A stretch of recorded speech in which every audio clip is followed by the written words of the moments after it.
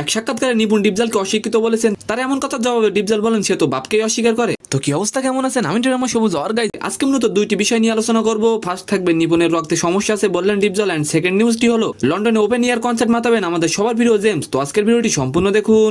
বাংলাদেশ চলচ্চিত্র শিল্পী সমিতির দ্বিবার্ষিক নির্বাচনে সভাপতি মিশা সওদাগর ও সাধারণ সম্পাদক পদে জয়ী হন ডিপজল। প্রায় এক মাস পর 15ই মে আদালতে রিট করেছেন নিপুণের দাবি নির্বাচনে অনেক অনিয়ম ও কারচুপির ঘটনা ঘটেছে, কিন্তু নিপুণ সমর্থিত 100 শিল্পীরা মিশা ও ডিপজলকে মালা পরিয়ে নিপুণের রিটকে তীব্র নিন্দা জানান। কোথায় যাচ্ছেন জেমস? লন্ডন কাঁপাবে আর তার নিউজটা না শুনে চলে যাচ্ছেন। এফডিসিতে এক সম্মেলনে নিপুণকে ডিপজল বলেন কেস খেলবা আসো।